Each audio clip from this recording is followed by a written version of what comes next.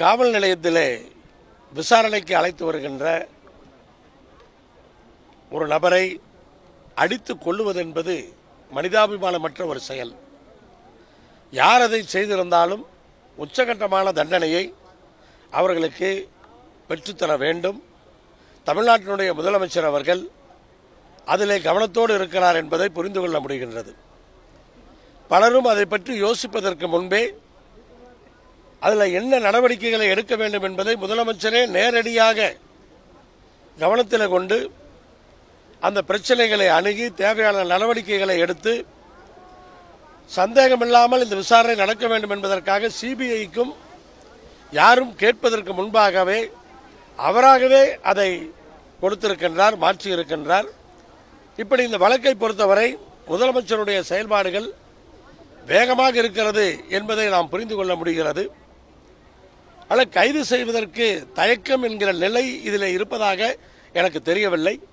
இருந்தாலும் கூட அந்த சந்தேகம் வராமல் இருக்கிற காவல்துறை உயர் அதிகாரிகள் முதலமைச்சருடைய கவனத்திற்கு கொண்டு சென்று அதை உடனடியாக செய்ய வேண்டும் என்ற அந்த கோரிக்கையைத்தான் நாம் இங்கே வைக்க வேண்டியிருக்கிறது.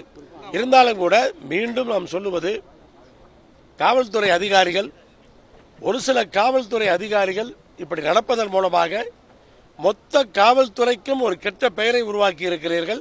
இது காவல்துறை மட்டுமல்ல, அரசுக்கும் கெட்ட பெயர், முதலமைச்சருக்கும் இது ஒரு கெட்ட பெயரை கண்டிப்பாக உருவாக்கப்பட்டிருக்கிறது.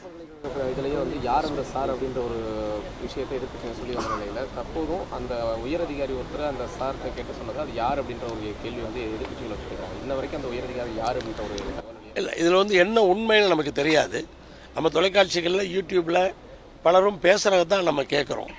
ஆனால் காவல்துறை இன்றைக்கு விசாரித்திருக்கிறது. நீதிமன்றத்திலே இன்றைக்கு அதற்கான என்ன நடவடிக்கையோ அதை எடுத்திருக்கிறார்கள். அப்படி இருக்கும் பொழுது உண்மை என்னவென்று தெரியாமல் நாம் அதில் கருத்து கூறுவது சரியா இருக்காது. ஒரு அரசியல் காரணங்களுக்காக இன்றைக்கு ஒரு பரபரப்பை உண்டாக்க வேண்டும் என்பதற்காக சொல்லுகின்ற விஷயங்கள் எல்லாம் விசாரணையில் இருக்கிறது. விசாரணையில் வரும்போது தெரியும். காவல்துறை ஒரு தனி அமைப்பாக செயல்படுது அப்படின்னு சொல்லி நீதிமன்றமே இன்னைக்கு நீதிமன்றம் அந்த சந்தேகத்தை எழுப்புவதிலே எந்த விதமான தவறும் கிடையாது.